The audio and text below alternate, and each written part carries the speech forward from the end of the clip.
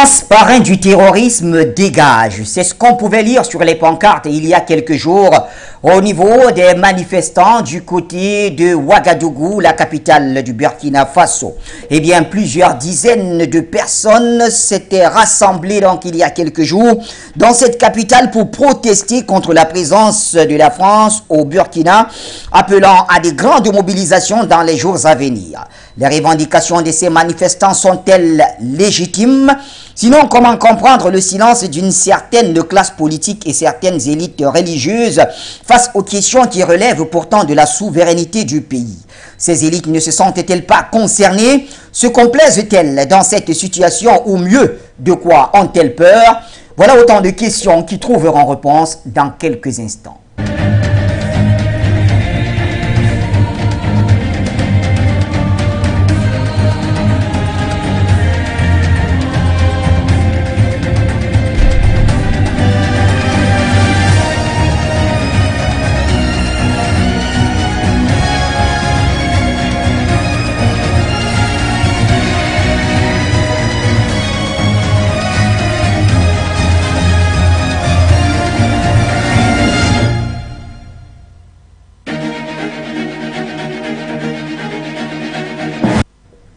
Bonsoir l'Afrique et bonsoir le monde. Bienvenue mesdames et messieurs à cette autre édition du Point sur l'actualité.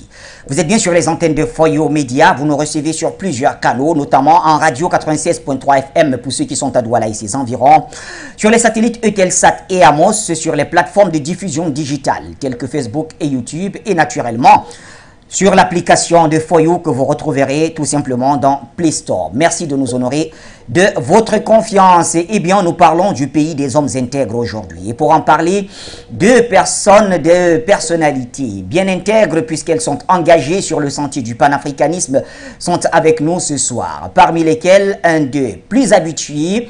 Nous sommes avec lui depuis de nombreuses années. Il est à la coordination du PJP, la planète des jeunes panafricains, du côté de Bobo Dioulasso. C'est au pays des hommes intègres, entendu, le Burkina Faso. Nestor Podassé, vous l'avez reconnu. Bonsoir Nestor. Bonsoir Bachi, bonsoir aux techniciens, bonsoir au PDG, bonsoir à mes copanélistes, Maman Yelik Mouni, Mana et Monsieur Jonathan Batengene. Je salue tous les téléspectateurs de For You Media. Je salue l'Afrique tout entière, je salue tous ceux qui sont engagés pour bouter la France, l'impérialiste dehors de l'Afrique. Merci beaucoup. Merci d'être là, très cher Nestor Podas, et on espère que la planète des jeunes panafricains se porte bien du côté du pays des hommes intègres. Eh bien, j'accueille pour la première fois Yeli Monique Kam. Elle est coordonnatrice du mouvement M30 Naba Wobgo. Wobgo, j'espère avoir bien prononcé. Madame Kam, bonsoir. Bonsoir, monsieur. Bonsoir tous les auditeurs. Bonsoir, For You Media. Voilà, merci de nous avoir invités. Voilà, j'imagine malgré... Je suis en voiture, je vais m'arrêter bientôt. Il n'y a pas de problème, rassurez-vous. Le plus important, c'est le message que vous allez donner dans le cadre de cette émission. Et quand on parle de message, pourquoi ne pas commencer par notre ami Nestor Podassé? Nestor, vous avez salué Jonathan, rassurez-vous, certainement il nous retrouvera au cours de l'émission, un léger retard. Alors, nous parlons de votre pays, le Burkina Faso, un pays qui, quand même, avait vu l'espoir renaître avec l'arrivée du lieutenant-colonel Paul-Henri Sandaogo Damiba, suite à ce coup d'État qui a chassé le président Roch-Marc Christian Kaboré. Jusqu'ici, on a l'impression qu'il manque de lisibilité dans la démarche des autorités actuelles, d'où votre colère, Nestor Podassé.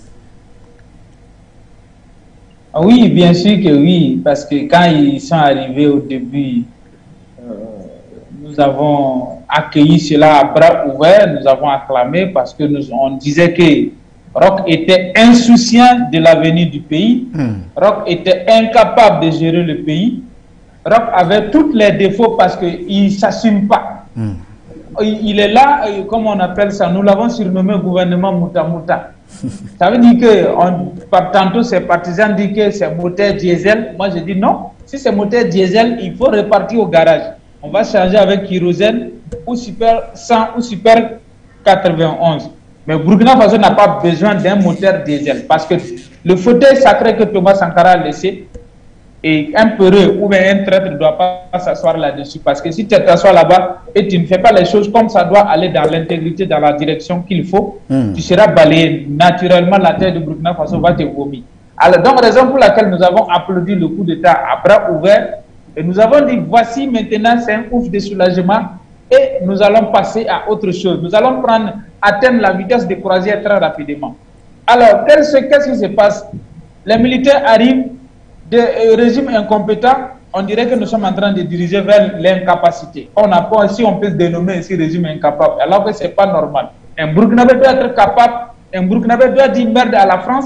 Si demain nuit, nous avons pu bloquer le convoi de l'armée française, un enfant de 13 ans, Alioune Savadogo, a fait tomber un drone avec des lance-pierres, pourquoi un président qui est venu avec les armes du peuple achetées par l'argent du contribuable ne peut pas dire merde, du camp de Cambouessin dégagé? Voilà, voici la question qui se pose. Merci. Merci, et je rappelle à nos téléspectateurs que vous pouvez, pour ceux qui sont donc abonnés sur le bouquet StarTime un peu partout dans le monde, vous nous aurez sur le canal 129. Tapez tout simplement 129 sur votre décodeur StarTime et vous aurez Foyo Média dans votre maison. Eh bien, Monique Kam, première réaction, êtes-vous déçu par les autorités actuelles, notamment en ce qui concerne les questions qui relèvent de la souveraineté du pays?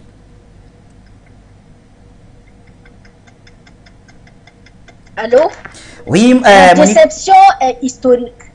D'accord. Ma déception est historique.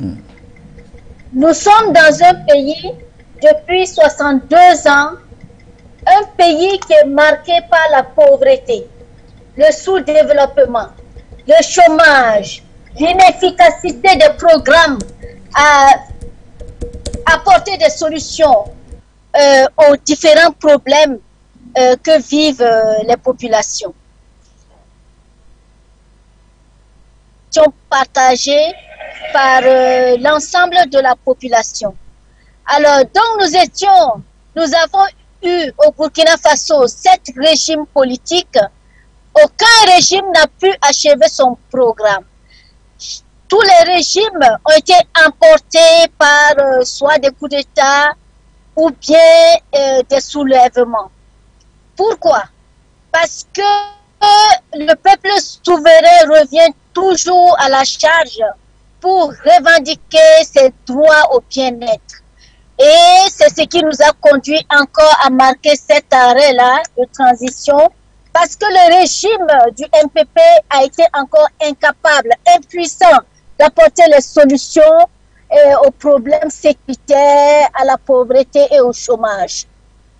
Alors, lorsque ce régime est venu de guerre lasse, après avoir lutté pendant des années contre l'insécurité, nous étions, c'est comme si la population était dans l'obligation d'essayer une solution. Finalement, c'est le silence qui a cautionné le silence des populations à la prise de pouvoir du MPSR. Le silence de la population a cautionné la prise de pouvoir du groupe de militaires. Donc je dirais que c'est comme un cycle, nous sommes dans un cycle de déception et qui n'est pas encore à sa fin. Encore à sa fin, et bien cela nous permet de retourner vers Nestor Podassi. Nestor, aujourd'hui, vous en appelez à des manifestations. Il y en a eu plusieurs, d'aucunes ont été d'ailleurs reprimées, parfois dans la violence, mais cela n'a pas découragé la population. Alors, mais qu'est-ce qui motive ces différentes manifestations? Oui, mais comme on dit, il n'y a pas deux façons de mourir. Les terroristes nous terrorisent. Les terroristes parrainés par la France nous tuent matin, midi, soir. Il y a des gens aujourd'hui à Bobo-Glassa, à Ouagadougou, ils ne peuvent pas prendre la route, ils passent par l'avion parce que c'est l'insécurité. Il y a des populations qui ne peuvent plus aller dans leur village. Donc, leur village est occupé par les bandes armées. Donc, c'est quelqu'un qui ne peut pas aller dans son village parce qu'il y a le terroriste, c'est que toi-même tu es déjà mort. Donc, il n'y a pas deux façons de mourir. Donc, mieux vaut affronter les gaz et les balles. Si on dit que c'est un régime comme un régime d'Amiba qui nous a tués parce que nous on est en train de lutter contre la France, c'est encore compréhensible d'aller se faire tuer par des bandes armées. De toutes les façons, si tu refuses de dire la vérité aux autorités pour qu'ils mettent la France dehors, Ces bandes armées, quand ils vont finir d'occuper tous les villages, ils vont venir en ville. Parce que nos militaires sont sous-équipés et tous les jours, ils font du recul. Tous les jours, ils sont obligés d'abandonner des postes de contrôle et laisser ça aux bandes armées. Ça ne peut pas continuer. Raison pour laquelle, malgré les interdictions, malgré les répressions, nous avons encore le moral de faire des ressorties. Parce que c'est notre Baïri. On appelle ça en Moré Baïri. En Djoula, on dit Faso. C'est notre patrie en français. Donc, on ne peut pas fuir aller ailleurs. On n'a pas deux Burkina, on a un seul Burkina. C'est pour cela que nous disons aux autorités, s'ils sont complices avec la France, qu'ils dégagent. Sinon, plus ça traîne, plus la colère du peuple monte. Et c'est ce qui s'est passé au Mali avec Ibeka. C'est ce qui s'est passé au Burkina avec Roch Kaboré. Et Damiba a intérêt à nous écouter. Sinon, ce qui est arrivé à Makloklo va toujours arriver à Maklakla. Merci. Très cher Nestor Podas. Et bien sûr, nous en profitons pour accueillir donc sur notre plateau notre cher Jonathan Batenguene, consultant permanent de cette émission. Il a pu embraver toutes ces intempéries pour être avec nous.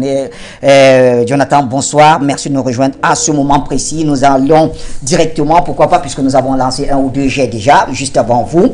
Alors, si dans le cas du Mali, il y a des preuves, vais-je dire, puisque là, les messages des manifestants au Burkina Faso, c'est France, soutien aux terroristes, dégage, etc. Dans le cas du Mali, par exemple, on peut dire qu'il y a plus ou moins des preuves. Si l'on s'en tient aux déclarations des autorités, elles disent avoir des preuves de l'implication de la France qui soutient des terroristes, etc. etc. Mais qu'en est-il du Burkina? Comment est-ce qu'on peut comprendre justement ces slogans lancés par des manifestants? Il y a quelque chose qui est Même sûr. au Burkina, il y a des preuves.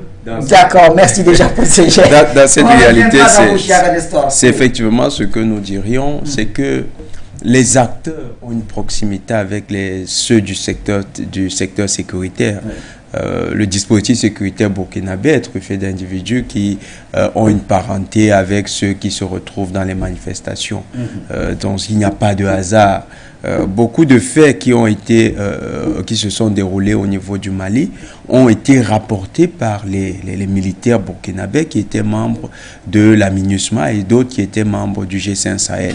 Ces derniers ont vu la coopération active entre la MINUSMA instrumentalisée et avec les terroristes. Et ces militaires qui rentrent connaissent donc un peu plus quelle est la réalité du terrorisme, non pas celle qui est vantée à travers les médias mensonges, surtout ceux du Quai d'Orsay et de Washington, donc CNN, BBC, France 24, RFI, tous ces médias qui distillent des mensonges à longueur de journée, nous faisant croire que les terroristes, c'est des hordes de paysans ou bien des hordes de bergers qui, déçus par le chômage criard, ont décidé de prendre les armes ou bien entraînés dans la spirale d'une sorte de guerre pour la création d'un État fantoche qui serait un État religieux, ont décidé de prendre les armes. Toutes ces théories qui sont des fadaises et des histoires, des bonnes aventures racontées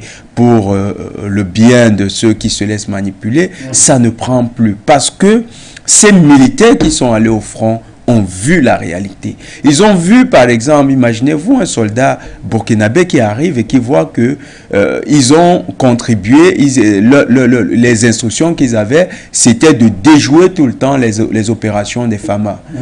Vous voyez qu'il a une autre perception de ce que c'est que la sécurité internationale, que c'est que le dispositif international qui est déployé dans le Sahel. Quand les militaires burkinabés qui étaient actifs dans la force du G5 Sahel ont constaté cette réalité, il n'est pas exclu que ces derniers de retour aient partagé leur expérience décevante, mais surtout révoltante avec leurs frères et leurs camarades. Parce qu'il y a les camarades restés au pays, pardon, les collègues restés au pays, il y a les amis qu'ils ont, qui sont leurs proches, à qui ils ont dû dire des choses, et il y a aussi les membres de famille. Moi, je prends souvent le cas de Nestor Podassier qui nous a parfois raconté l'expérience de son frère qui était membre des forces armées burkinabées. Donc, si Nestor Ponassi a pu accéder à un certain type d'information du genre, vous imaginez un peu qu'il n'est pas le seul frère de militaire.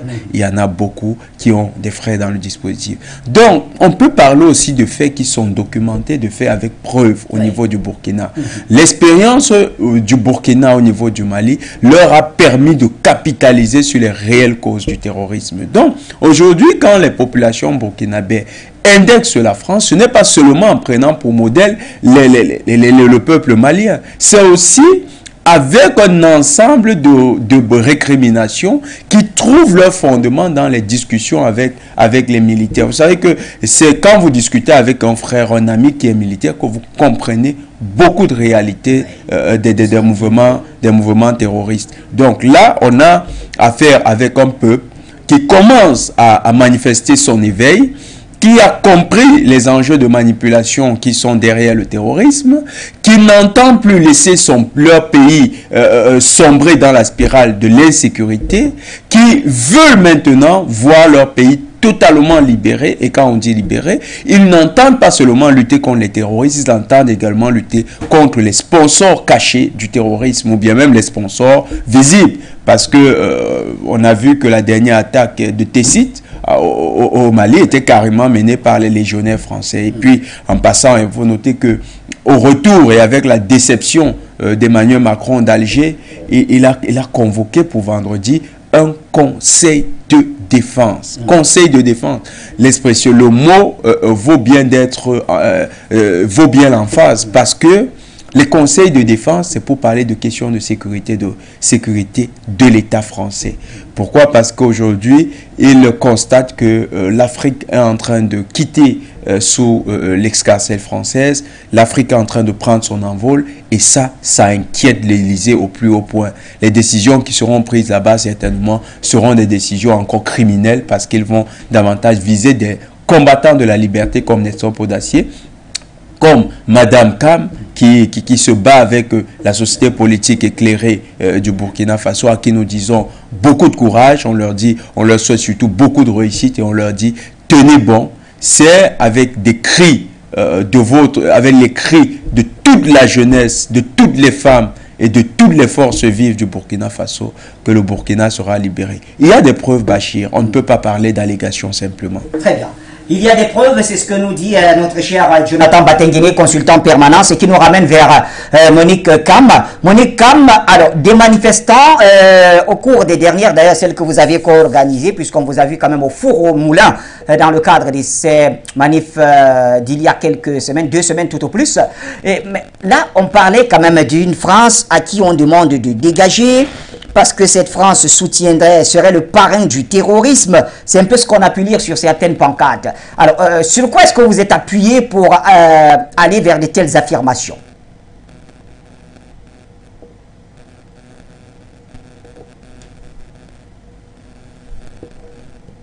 Allô? Monique Kam, est-ce qu'elle est là?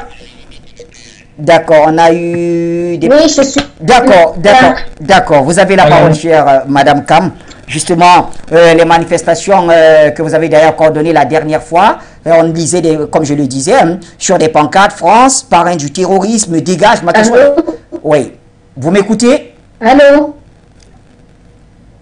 Alors, est-ce que vous me recevez?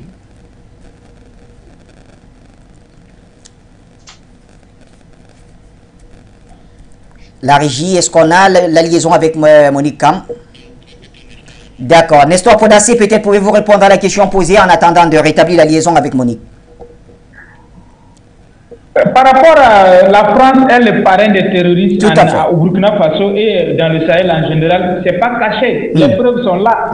Je commence d'abord. Premièrement, la France vient installer sa base militaire sous le régime Blaise Compaoré au Burkina Faso de façon illégale et abjecte. Et là, ils disent que l'opération Sabre basée à Ouagadougou est faite pour couper la tête des grosses terroristes. Alors, cette opération est basée ici. Jusqu'à là, on n'a pas vu un seul jour où cette opération Sabre a coupé la tête d'un grand terroriste. Ça, c'est un. 2. Cette base est là avant que la France ne tue Kadhafi en 2011 au Libye. Et c'est à partir de 2012 les premières frappes qui ont intervenu à Kona pour taper les terroristes que la France elle-même a fabriqué, armée, elle est partie de Libye pour occuper Kidal. Les premiers frappes sont partis de Ouagadougou pour taper les terroristes à Kona, dans le centre nord du Mali.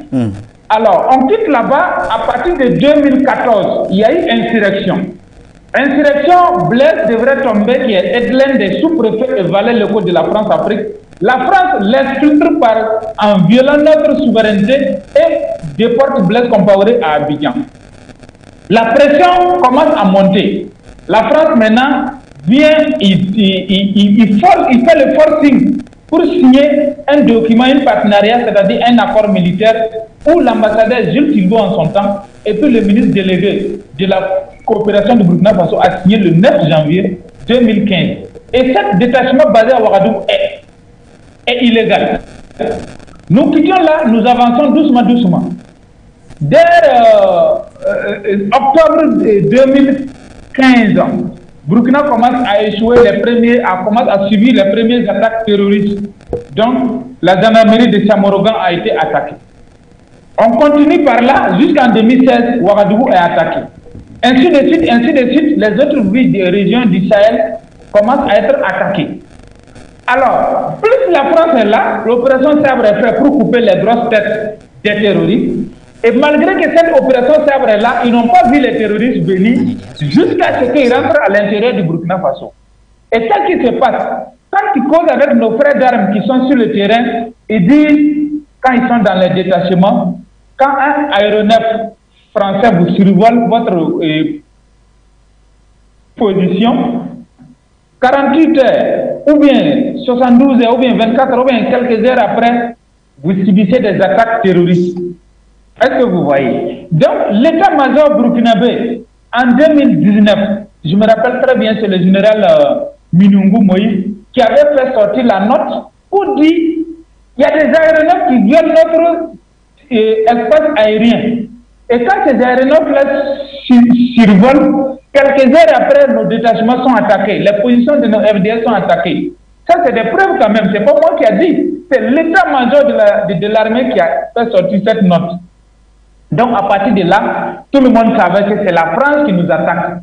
Comme l'armée française ne peut pas venir attaquer notre armée directement, donc la France vient manipuler des jeunes désœuvrés qui n'ont pas à manger, des paysans, on les flatte, on les endoctrine, on leur donne des armes, des drogues, et c'est la France qui les ravitaille par ces aéronefs en brousse là-bas, et c'est à partir de là maintenant, ils prennent ces armes-là pour attaquer la position de nos FDS.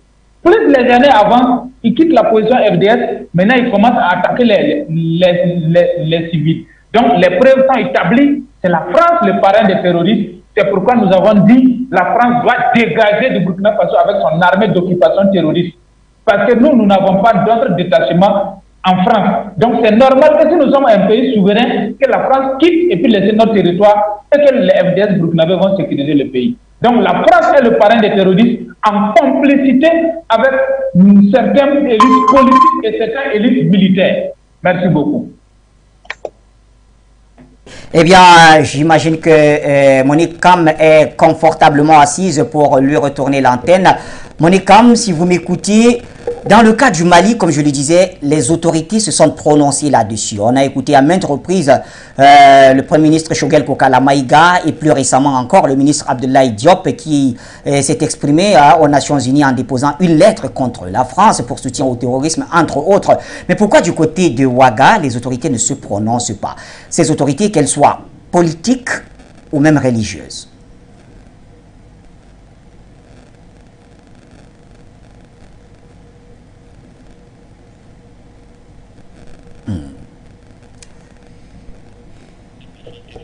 Un exemple de bravoure, un exemple de patriotisme. Comment il faut, ces dirigeants-là, ils sont les héros, ils sont rentrés dans l'histoire. Et ces dirigeants, les actions qu'ils mènent aujourd'hui auprès du Conseil de sécurité, ce sont des actions à saluer. Nous devons sortir désormais, nous les Africains, de la torpeur, de la lâcheté. Et nous devons dire clairement les choses. Nous avons une assistance militaire depuis l'époque des indépendances qui n'a pas pu empêcher et l'avancée du terrorisme et même l'effondrement de notre pays. Il faut situer les responsabilités. Cela veut dire que nos autorités devraient, avant même l'arrivée, c'est-à-dire, je veux dire que tous les pays de la zone sahélienne touchés par l'insécurité devraient avoir le courage de faire l'état des lieux, pour mettre en cause la relation et l'assistance militaire avec la France, ce qui n'a pas été fait. Et ce que nous déplorons aujourd'hui, officiellement, il n'y a aucune déclaration de nos États pour soutenir le Mali auprès du Conseil de sécurité. Il est vrai, nous le savons, que l'Afrique n'a aucun siège au Conseil de sécurité, mais les actions engagées par le Mali sont des actions aujourd'hui fortement symboliques, qui vont ouvrir la voie, qui vont libérer la parole et donner le courage aussi à nous les Africains d'assumer nos responsabilités. Voilà. Et qu'est-ce qui se passe? C'est ce silence-là que nous déplorons et que nous dénonçons aujourd'hui. Aucun État, aucun pays africain, aucun dirigeant africain n'a donné de la voix pour dénoncer les choses, les soupçons qui pèsent sur la France. Et solidairement, nous avons des institutions, CEDEAO, Union africaine, ils ne sont pas manifestement et officiellement, ils n'ont pas fait de déclaration commune et pour manifester leur solidarité avec le peuple malien. C'est ce que nous déplorons en ce moment. C'est ce qu'on déplore en ce moment. Jonathan Batengene, et je fais toujours le parallèle avec le Mali parce que ces pays vivent pratiquement la même situation, etc. Au Mali, on a vu des leaders religieux prendre le devant dans le cadre des manifestations qui ont abouti à la fois au départ d'Ibrahim Boubacar Keïta, paix à son âme, mais aussi les différentes manifestations en soutien aux autorités actuelles. Mais pourquoi au niveau du Faso, l'élite religieuse ne se prononce pas du tout? Est-ce une manière de faire la part des choses entre la religion et la politique? Sinon, qu'est-ce qui ne va pas? Qu'est-ce qui ne marche pas? Il y a une particularité burkinabé, c'est que les élites religieuses ne participent pas trop à la vie politique. Ce n'est pas la même tradition qu'on observe au niveau du Mali. Au Mali, on a toujours les religieux qui se retrouvent. Quoique, il y a aussi beaucoup de prédicateurs burkinabés, surtout dans l'islam prosélyte, surtout l'islam soufi, qui est un islam très prosélyte, qui se retrouvent au niveau du Mali et qui ont une part active parfois dans la marche des événements politiques. Donc, au niveau du Burkina, on a une scène politique qui a été fortement elle a été fortement détachée de la religion, et la religion est beaucoup plus vue comme un creuset de l'unité du peuple.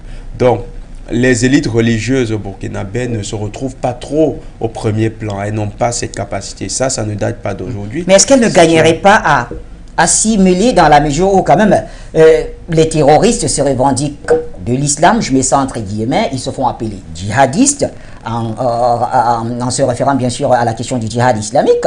Mais est-ce que les élites religieuses ne devraient pas quand même s'y mêler pour permettre à la population de démêler le vrai du faux, ne serait-ce que dans ce sens-là? Oui, dans le cadre, mais là il faut aussi noter que en matière de lutte contre le terrorisme, les élites religieuses ne se mettent pas elles-mêmes en branle.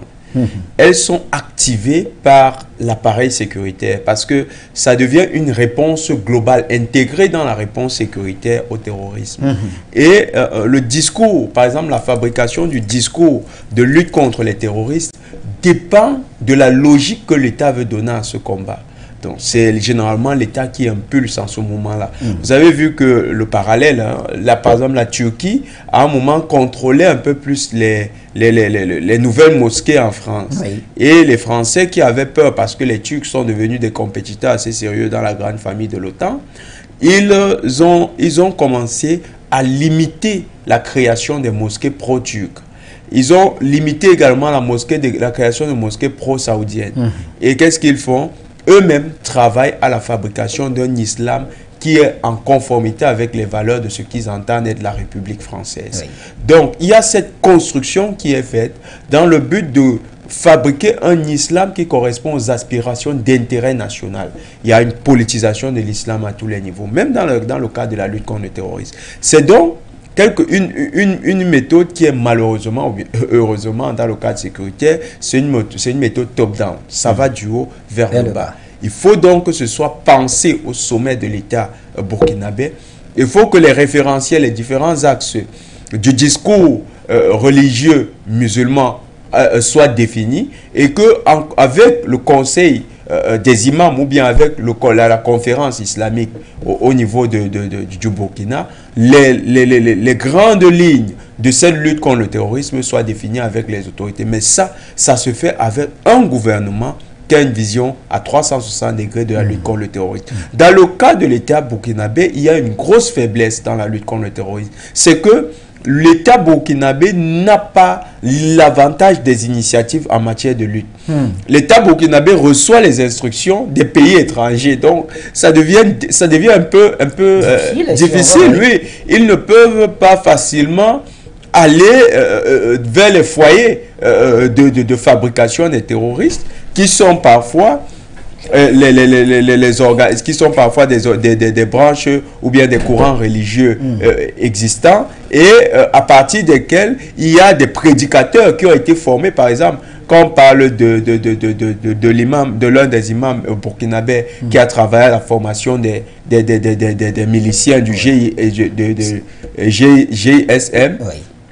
vous voyez que celui-là, quand vous regardez son parcours, il est passé par le Maghreb, il est passé par l'Europe et il est passé aussi, il a fait quelques formations avec les Wahhabites. Donc, c'est quelqu'un qui a un type d'islam que lui promeut, qui n'est pas le même islam. Il n'est musulman que par le titre qui permet de reconnaître la communauté qui a en commun de suivre les enseignements de Muhammad et du Coran, du Saint-Coran. Donc, il n'y a pas dans l'essence ou bien dans la démarche musulmane, il n'y a pas une uniformité. Celui-là a son islam à lui qu'il promeut et c'est un islam qui est proche de ce qu'on appelle les salafismes, ceux qui se réclament les continuateurs ou bien les meilleurs imitateurs des al-salaf, les saints compagnons du prophète. Donc, le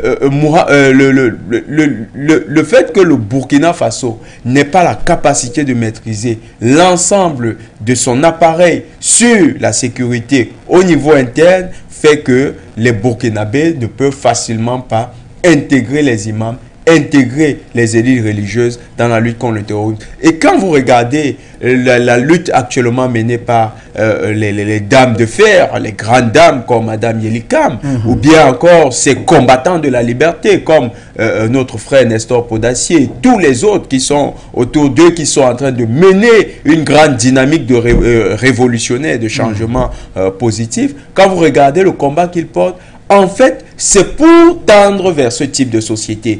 Une société burkinabé où l'État aura la capacité de discuter, d'intégrer les élites religieuses dans la lutte contre le terrorisme. Parce que le terrorisme est différent de ce qu'on appelle le djihad. Nous ne cessons pas de le dire. Il n'existe pas un djihad violent. Le serment d'Aqaba, pour ceux qui le connaissent, le grand serment d'Aqaba, il a été prononcé à l'époque du prophète pour se défendre d'un certain type d'acteurs qui ne voulaient pas écouter la sainte parole. Donc, à ce moment-là, les compagnons du prophète qui ont décidé de se rallier pour défendre, ces compagnons avaient une véritable raison. C'était leur vie qu'ils défendaient. Mais aujourd'hui, qui peut dire au Burkina Faso qu'il est par exemple menacé de mort parce qu'il est musulman? Personne. Donc, il y a une manipulation. Pour ceux qui ne connaissent pas les ressorts du premier serment d'Aqaba, qui est le fondement de la lutte du premier grand djihad, qui était en fait une lutte de défense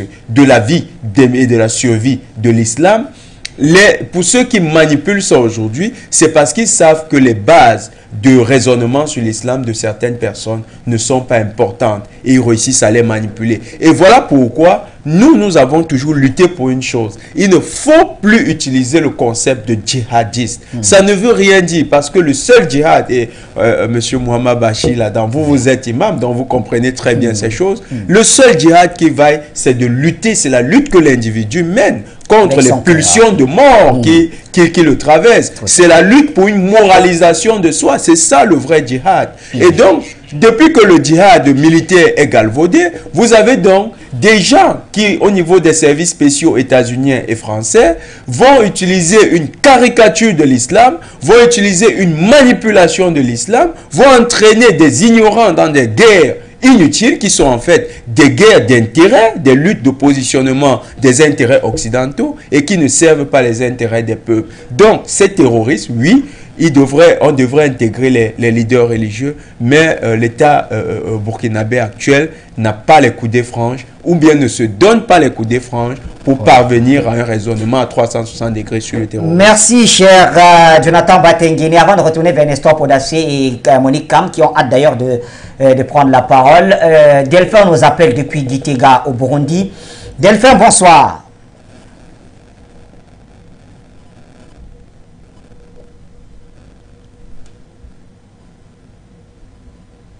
Allô, Delphin?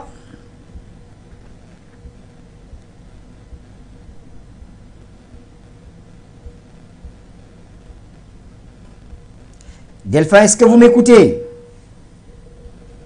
Oui, je vous écoute. Est-ce que vous m'entendez? Voilà, là c'est bon, cher ami. Vous avez la parole. Ok. Cher Batengene, je ne vais pas tarder d'ailleurs à compléter. J'ai beaucoup apprécié son analyse. Je n'oublie pas notre frère Podassé et je transmets aussi ma salutation à la nouvelle sœur que je rencontre, Monique Kam, et bien sûr l'ensemble de la galaxie panafricaine. Je vais passer un peu vite et dire que ce qui se passe au Burkina Faso en ce moment, c'est ce que nous annonçons depuis plusieurs semaines. Le scénario malien est en train de se dupliquer du côté du Burkina Faso, donc ce n'est pas une surprise. Mais mon cher Bachir, je vais m'attarder sur la deuxième partie du titre. Pourquoi les autorités politiques et religieuses ne s'impliquent pas? Je vais rebondir sur l'analyse de mon frère Batengene. Aujourd'hui, nous sommes dans ce que je pourrais appeler l'étape de la guerre chaude. Donc nous sommes en train de neutraliser tous ces agités du bocal que les démocrates appellent les terroristes. Mais dans un avenir plus ou moins proche, nous devons nous réapproprier les thématiques. Effectivement, mon cher Batengene a utilisé des termes comme Al-Jihad, As-Salaf, et moi j'ajouterais par exemple Al-Wahhab. Donc les Africains doivent dorénavant faire attention à la sémantique des mots que nous utilisons. Nous ne devons plus permettre à ces gens soi-disant démocrates de nous imposer des termes qui à l'origine ne sont pas français, pour beaucoup sont arabes, comme je viens de le dire, comme Batengene et moi venons de le dire. Il y a le mot As-Salaf, il y a le mot Al-Jihad, il y a le mot Al-Wahhab, ou encore le mot Al-Islam. Donc, nous ne devons plus permettre aux gens soi-disant démocrates d'utiliser les mots qu'ils ont galvaudés en y ajoutant tout un tas d'ismes, en parlant d'islamisme, salafisme et autres, parce que ces mots dans la langue originale arabe ont un sens précis et dans un contexte précis qui était celui des Arabes du 7e siècle avec le prophète Mohammed. Donc, nous les Africains, nous devons faire attention à ne plus plaquer tout ce blabla soi-disant démocrate sur nos sociétés africaines, sur nos réalités africaines, parce que sans cela, nous allons continuellement recopier bêtement des scénarios de mort, comme ce qui se passe au Burkina Faso. Avant, c'était à Bangui, entre les Séléka et les Balaka, et avant, c'était au Mali. Donc, les autorités politiques et religieuses doivent cesser de suivre les directives des gens soi-disant démocrates et participer naturellement au processus, j'allais dire panafricain, mais afro-culturel. Et après, si les gens choisissent d'adhérer à une religion, grand bien leur passe, mais nous ne devons plus appliquer les visions soi-disant démocrates parce que jusqu'à présent, elles nous ont mené à rien, sinon le meurtre et le désordre. Donc, pour ne pas m'attarder, je vais m'arrêter ici. Et une fois de plus, Follow Media, allons de l'avant. Delphin, depuis Gitega au Burundi. On va aller vers Nestor Podassé. Nestor, justement, sur le silence de l'élite religieuse. On sait quand même le Burkina a un grand un taux assez élevé aussi de pratiquants de la religion islamique, on se serait quand même attendu à voir des leaders prendre le devant pour essayer d'éclairer la lanterne de leurs ouailles, comme ce fut le cas avec les différents shérifs que nous connaissons du côté du Mali, qu'ils soient de Nioro ou d'autres, ou même l'imam Diko qu'on a vu quand même Mahmoud Diko qu'on a vu prendre les devants lui également. Je dirais qu'au Burkina Faso, la plupart des leaders politiques ou religieux roulent pour la France. Voilà, je le dis sans porter des gants parce que moi, je n'ai pas peur de quelqu'un. Je le dis tel que les choses sont. Moi, pratiquement, je suis de la région du Sud-Ouest. Et la région du Sud-Ouest du Burkina Faso n'a jamais été colonisée militairement. Si vous regardez très bien dans l'histoire du Burkina Faso, militairement, le Sud-Ouest n'a jamais été colonisé. Qu'est-ce que le colon a fait pour rentrer au Sud-Ouest? C'est la religion. C'est la religion qu'il a utilisée pour rentrer. Et depuis lors, cette politique est restée. Donc, le service de renseignement numéro 1 mondial, c'est l'Église catholique. Moi-même, je suis chrétien. Je m'appelle Nestor. Alors, pourquoi un service de renseignement qui est numéro 1 mondial, jusqu'à présent, ce qui se passe au Burkina n'est pas au courant? Ils ont même une ambassade ici. Il y a une nonciature ici, à Ouaga. Ils ne peuvent pas dire qu'ils ne sont pas au courant de ce qui se passe. Dire que les religieux ne font pas politique au Burkina, je dirais que peut-être la personne ne connaît pas la réalité du Burkina Faso. Sinon, nos religieux sont plus politiques que les politiciens même. Alors, je donne un exemple très simple. Lorsqu'on discutait de l'affaire de l'article 37 en 2014, 13-14, où Blaise voulait modifier, les leaders religieux sont sortis, surtout le cardinal qui est là actuellement est sorti, il a pris parole publiquement, une position publique, où il a dit la modification de l'article 37 va envoyer des problèmes au pays. Donc, l'Église catholique se démarque. Le pasteur Mamadou Philippe Karambiri est sorti, il a parlé, il a pris parole, il dit à Blaise, il ne faut pas modifier l'article 37. Ça, c'est quoi? Ce n'est pas la politique. Les protestants, la FEME est sortie, ils ont pris parole. Fédération des églises et missions évangéliques est sortie, ils ont dit, il ne faut pas modifier l'article 37. Les musulmans étaient divisés en deux. Une partie était d'accord, une partie ne soutenait pas. On est d'accord. Les chefs traditionnels, les Moronaba et tous les autres chefs de canton ont pris position. Il ne faut pas modifier l'article 37. On a vu ça ici. Alors pourquoi on dit France dégage, on veut notre souveraineté, ça ne parle pas. Ils n'ont qu'à nous dire la vérité. Il y a un chef qu'on appelle Aguibou Soré. Il presse, il mobilise des foules, il remplit des stades ici. Il ne serait que fin juillet, il est venu nous insulter ici. C'est nous qui manifestons contre la France que d'aller au front, d'aller marcher au front. Lui-même, 2 jours après, il allait dans son village. Il a bousé de justesse. Il a été informé que les bandes armées sont en train de venir contre lui. Il a bousé de justesse. Sinon, lui-même, on allait le courroux là-bas. Donc, ça veut dire quoi? Et c'est des gens qui sortent, ce qu'il dit en public et en privé, ce n'est pas la même chose. Donc, il est temps qu'on abandonne notre hypocrisie, notre traîtrise là, et puis sauver notre nation. Thomas Sankara avait dit en son temps, les religieux et les traditionnels doivent travailler pour manger au sillage de leur front. Que sinon, si tu ne fais pas cela, si tu vas continuer à mendier, à manger, quelqu'un te donne à manger, celui qui te donne à manger, tu vas faire sa volonté. Le jour que tu vas vouloir dire la vérité, tu ne peux plus. Il va utiliser cela pour te coincer. Maintenant, si je quitte chez les religieux, je pars chez les politiciens. La plupart des politiques étaient avec qui? Sankara. Et quand Sankara a été tué, beaucoup ont été menacés, beaucoup ont eu des contraintes, d'autres se sont ralliés à Blaise. Et Blaise avait mis un système en place. Tu es dedans ou bien on te fait. C'est la raison pour laquelle les Oumarou Clémence ont été tués, les Dabo Boukari ont été tués, les Norvèges Zongo ont été tués. Il y en a plein. Maintenant, les accords signés entre la France et le Burkina amènent certains qui ont été nommés ministres ou bien directeurs de service à faire des détournements. Et au vu aussi des expertises françaises qui sont là. Donc, une fois que la personne sort, il crée son parti politique, peut-être même qu'il reçoit des financements de l'Union européenne ou de certains ONG financés par les mêmes organismes internationaux, soi-disant internationaux, ou bien l'ambassade de France. Donc maintenant, quand tu es dans l'arène politique, tu ne peux pas attaquer la France. Parce que la personne, en ce moment, comme le président Damiba l'a dit, chacun doit préserver son nez. Donc la personne voit, si j'attaque la politique française, Est-ce que je vais gagner à manger? Est-ce que j'aurai des marchés? Est-ce que j'aurai ceci? Est-ce que j'aurai ceci? Donc, il y a tous ces calculs-là qui sont là.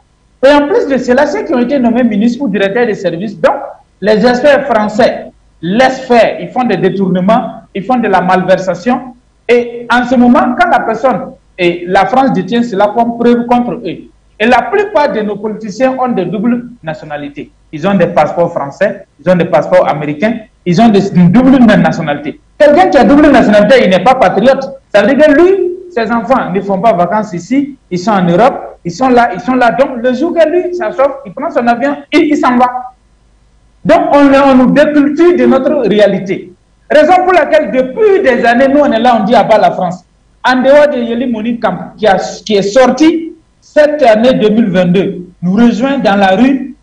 Tout le monde est assis dans son bureau climatisé, dans sa voiture climatisée. Personne ne veut perdre ses privilèges. Donc, ça, c'est ça que Thomas Sankara appelle la bourgeoisie comprador. On nous laisse dans la rue, continuer à crier. Quand vous allez fatiguer, vous allez laisser. Mais on ne va pas laisser. Hein. Ce qu'eux n'ont pas compris. De la même manière que en 2014, l'insurrection, ça bouillonnait. Blaise n'a pas pris ça au sérieux. Et ça pétait sur son visage bayaille en plein midi. C'est la même chose là qui est en train de venir. Et ça sera pire même que ça. Qu'ils se réveillent à temps, ça sera mieux pour eux. Merci beaucoup. Merci très cher Nestor Podas. Alors, Lamine Diop me fait savoir qu'il insiste depuis au niveau de l'appel, le standard, essayer de vérifier. Je ne sais pas ce qui bloque de ce côté-là. Est-ce qu'on peut prendre l'appel de Lamine Diop? Sinon, allons d'abord avec Monique Cam. Monique Cam, vous avez la parole sur justement le silence de cette élite religieuse. Mais de quoi a-t-elle peur, cette élite? Officiellement, les leaders religieux ne font pas la politique. Parce qu'ils pensent que, d'ailleurs, c'est ce que l'opinion leur a reproché pour les quelques-uns qui se sont engagés en politique. L'opinion leur reproche des positions partisanes. Alors que, traditionnellement, les leaders religieux sont des vecteurs de cohésion sociale. Nous pensons que c'est à la base qu'ils doivent agir pour maintenir le tissu social du Burkina Faso. Donc, il y a des polémiques dans ce sens. Et donc, comme ils agissent à la base, ce sont des personnes qui attendent un certain bouillonnement, une certaine ébullition de la société, c'est-à-dire la masse populaire, la mobilisation à la base, et ils viennent en soutien aux aspirations exprimées par la masse populaire. Et cela a toujours été comme ça. Mon camarade Podassé Nestor vient de le dire. À l'époque des débats, la polémique sur l'article 37, la modification de la Constitution, à quel moment nos leaders religieux se sont prononcés? Ils se sont prononcés lorsqu'il y avait beaucoup de manifestations publiques dans les rues, et il y avait même quelques menaces de mort et tout. Et puis le passage en force par le pouvoir de l'époque, M. Blaise Compaoré, c'est au vu du danger et des périls pour la nation que ces leaders se sont prononcés. Donc je dirais que l'apport ou bien la position ou les déclarations de nos leaders religieux ne dispensent pas les populations de s'autodéterminer. Et c'est ce que nous sommes en train de faire aujourd'hui. Donc, les actions qui ont déjà été entamées depuis quelques 2 ans par les OSC, telles que Planète Jeune et bien d'autres, sont en train de porter ses fruits, avec l'engagement de quelques politiques comme moi et bien d'autres qui nous soutiennent, mais sont un peu timides et ne veulent pas se déclarer. Et moi, j'ai bon espoir parce que nous avons aussi adressé des courriers, nous avons eu des rencontres avec des leaders religieux et individuellement, il y en a qui ont des avis, des positions assez progressistes, révolutionnaires, qui soutiennent notre mouvement, qui partagent nos points de vue et qui aussi, aujourd'hui, dans leur salon, en privé, sont en train de dénoncer et d'accuser même la France pour sa responsabilité depuis la déstabilisation de la Russie et aussi sa responsabilité dans l'expansion du terrorisme dans la zone sahélienne. Et moi, je fonde mon espoir et je continue de les appeler. Moi, en tant que personnalité politique, j'attends encore, j'ai bon espoir que ces leaders-là vont se déclarer officiellement et puis soutenir notre mouvement. Dans tous les cas, nous sommes engagés dans un combat qui est irréversible et tout le monde doit s'engager. Et ce que moi je fais, notre position aujourd'hui, c'est d'appeler tout le monde à se rallier à nous. Et nous croyons, il faut professer et continuer à proclamer l'optimisme afin que tout le monde nous rejoigne. En fait, c'est la conviction qu'il faut partager. Donc, nous devons avoir une attitude ouverte, nous devons être disposés à discuter avec tout le monde, à leur montrer sur la base des faits comment les contrats avec la France ont été. Voilà la connexion de Monique. La liaison avec Monique Kam qui a bloqué un tout petit peu. Est-ce qu'on peut y retourner? D'accord, pas encore. Eh bien, allons donner la parole à Lamine Diop qui nous appelle de Genève et c'est en Suisse. Lamine, bonsoir cher ami.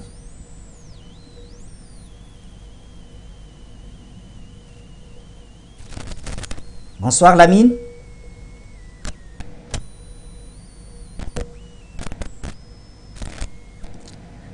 Voilà, je crois qu'il y a un petit problème avec la connexion. Lamine me le notifie également.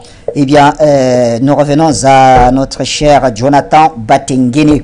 Jonathan Batengene, quelle serait la meilleure démarche pour amener les autorités actuelles à revoir leur copie, pour ne pas dire, est-ce qu'il se fait tard pour le lieutenant-colonel Damiba de reprendre quand même le taureau par les cornes? Il ne se fait jamais trop tard dans la vie. Hein. C'est un chanteur camerounais qui le disait. Puis la sagesse aussi le recommande. Il n'est jamais trop tard pour prendre les bonnes décisions. Monsieur Damiba est parti pour le début de la période de transition comme étant un cheval de Troie. Il s'est comporté beaucoup plus comme tel. Il nous a révélé avec cette pseudo-réconciliation, il nous a servi un scénario clairement écrit par les stratèges du Quai d'Orsay et de l'OTAN. Il nous a montré qu'il n'avait pas assez de courage pour affronter les snipers de l'OTAN, pour leur montrer que lui aussi il est un digne militaire du pays des hommes intègres. Il n'a pas eu le courage qu'ont les jeunes comme Nestor Podacier, qu'ont les dames de poigne comme notre sœur Yelikam, ou encore d'autres combattants là-bas qui ont montré déjà à la France qu'ils ne redoutaient rien et qu'ils n'avaient peur de rien. Donc, pour le président Damiba, ce que nous savons, c'est que dans la logique où il est maintenant, il n'a qu'un seul choix. Soit il se plie à la volonté du peuple souverain, soit il va être balayé par le peuple souverain en voulant servir les intérêts de l'OTAN et particulièrement de la France. Actuellement, le combat qui est ouvert avec les panafricanistes, avec tous les leaders de la société politique et de la société civile burkinabé, c'est un combat qui ne va pas s'arrêter de sitôt. Et nous leur disons, nous pouvons simplement dire une chose. Pour que le président Damiba prenne les bonnes décisions, il faut que ce peuple reste décidé. Vous avez suivi lors de l'interview la dernière interview du Premier ministre qu'il a dit. Il a laissé la porte ouverte, il a montré qu'il y avait quand même une oreille qui restait ouverte vis-à-vis des revendications. Et il a dit qu'il y a une chose qu'il redoutait davantage, c'est le courage de cette jeunesse, le courage de cette génération qui n'a pas peur de mourir sur les balles, sous les balles. Et ça, c'est le seul élément qui peut faire réussir ce combat. Le courage du peuple, sa mobilisation. C'est avec ce courage et cette mobilisation que soit Damiba décidera de devenir un Goïta, soit il décidera d'être un Ibeka. Et lui seul, il a vu les deux agir. Il voit quelle est la meilleure équation aujourd'hui en Afrique. Merci, cher Jonathan Batengene. On me fait savoir que la liaison est rétablie, que ce soit avec Monique Kam ou avec Lamine Diop. Donnons la parole à Lamine. Lamine, bonsoir. Bonsoir, mon cher Bachir. Bachir. Bonsoir à l'ensemble de tes invités ainsi que votre juge technique, M. Batengene, M. Nestor Podas, et puis la dame dont je ne peux plus retenir son nom de famille, autant pour moi. Et puis à l'ensemble des téléspectateurs auditeurs de Foyou.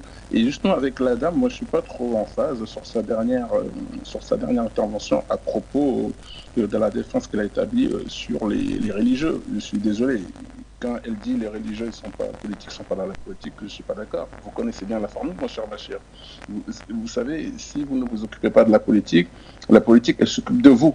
Donc ça, c'est une réalité. Alors, pour revenir sur tout ce qui a été dit sur la thématique, bien évidemment, mon cher Bachir, il faut dire les choses comme elles sont. La question du silence d'une soi-disant classe d'élite politique et des religieux en Afrique nord francophone, pour la 1e fois, est sur la table des débats. On en a parlé hier.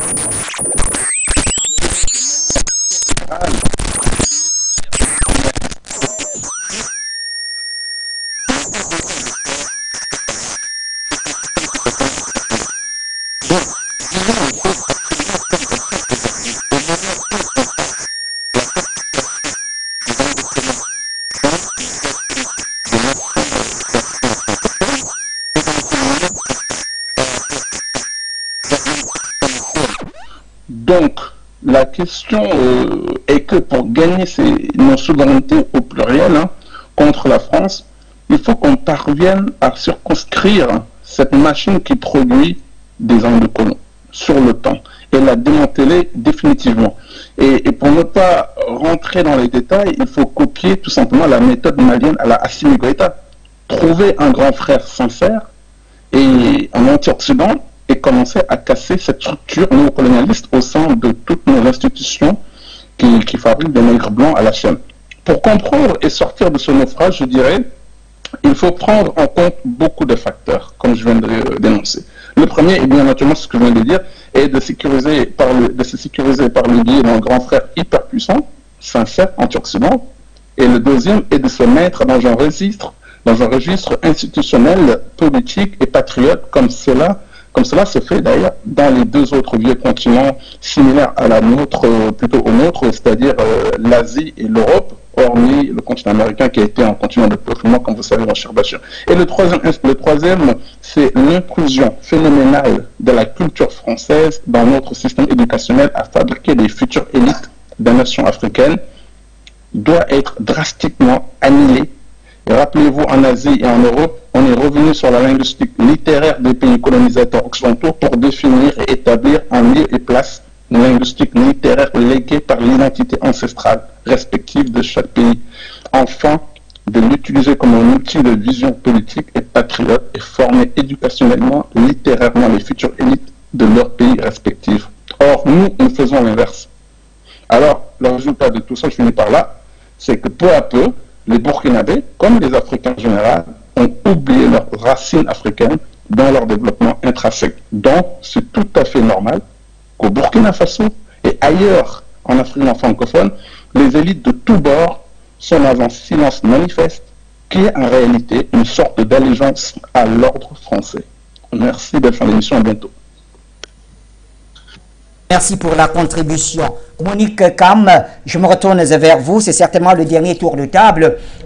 Pourquoi les autorités burkinabées ne vont pas vers l'appel du peuple, c'est-à-dire vers une coopération avec la Russie? Dans vos images, dans la plupart de vos manifestations, je vois des Burkinabés brandir quand même le drapeau de la Russie, appelant à une coopération entre le Kremlin et bien sûr le palais de Kossiam. Mais pourquoi ça ne se fait pas?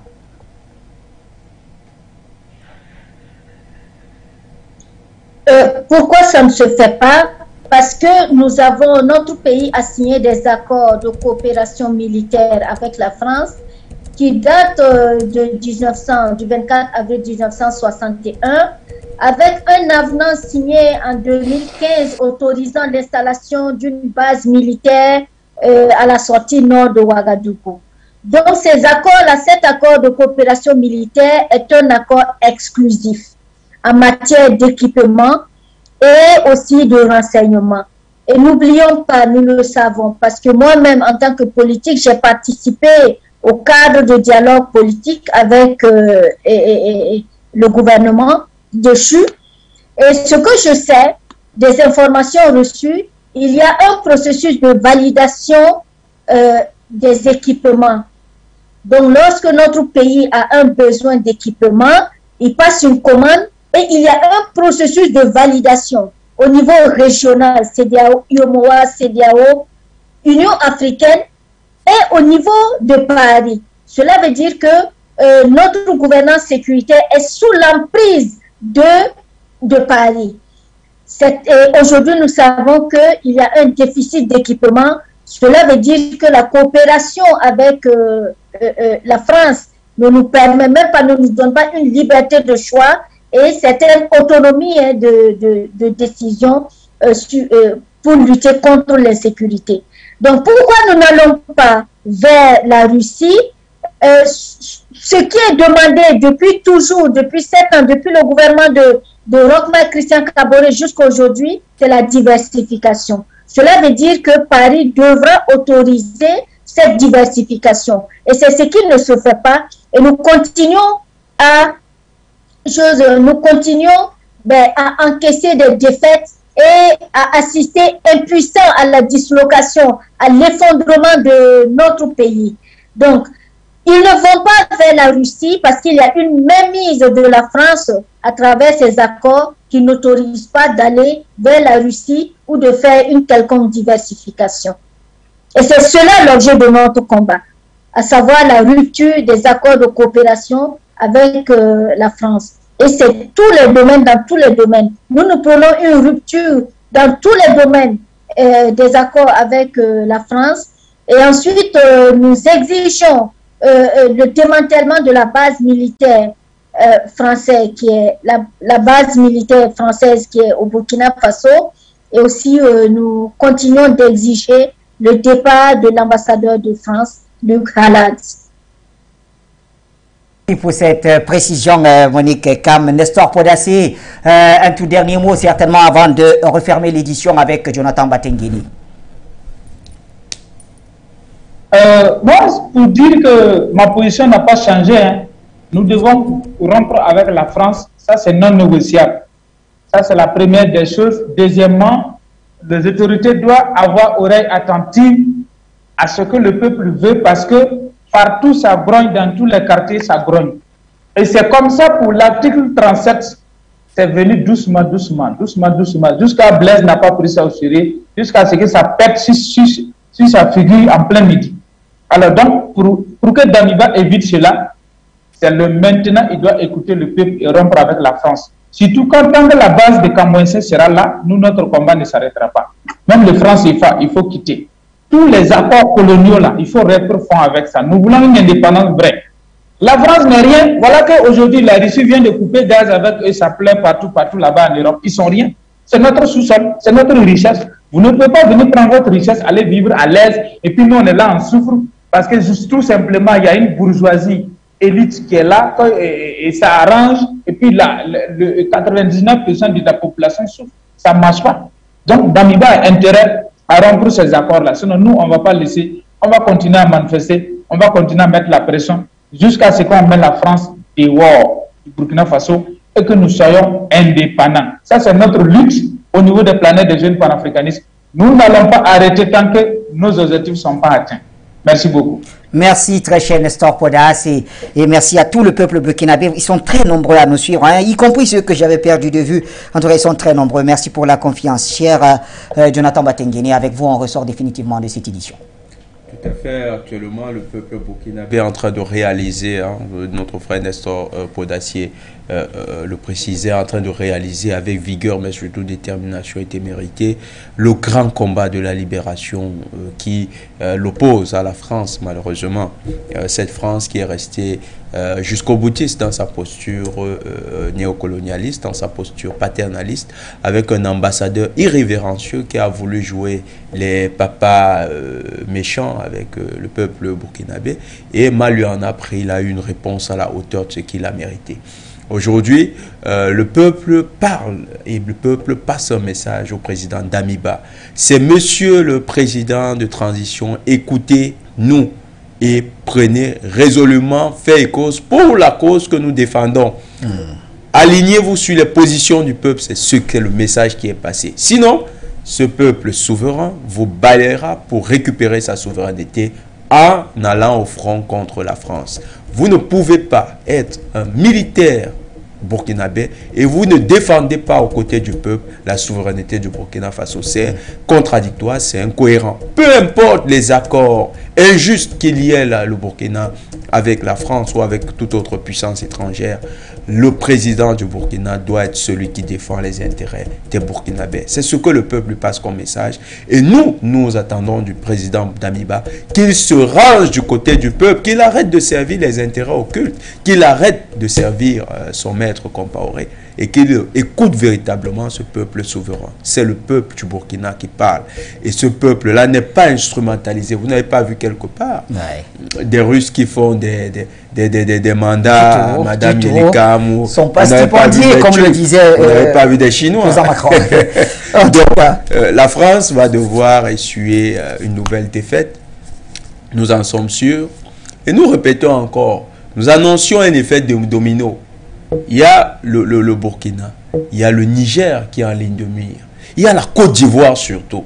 Nous savons que la chute du régime injuste néocolonialiste de Ouattara est proche. Et pour que cela se passe, il faut résoudre l'équation burkinabé. Donc, peuple burkinabé, continuez à mettre la pression, continuez avec les manifestations. Nous sommes de tout cœur avec vous et nous vous disons courage. La libération de l'Afrique passera par le Burkina Faso. Et bien sûr, la libération de l'Afrique passera par le pays des hommes intègres. Merci très cher Jonathan Batengene. Un grand merci également à Nestor Podassi, à Yeli Monique Kam que j'ai reçu pour la première fois sur ces antennes et ce ne sera pas la dernière. Je voudrais refermer cette édition quand même avec cette citation du général Maele Bokongo Lieko. C'est ce qu'il a dit. Quand les services de sécurité n'arrivent pas à mettre fin à la criminalité, c'est que les criminels se cachent dans les services de sécurité. Eh bien, j'espère que ce n'est pas le cas au Burkina Faso. En tout cas, on se retrouve demain à la même heure pour le même programme, Inch'Allah.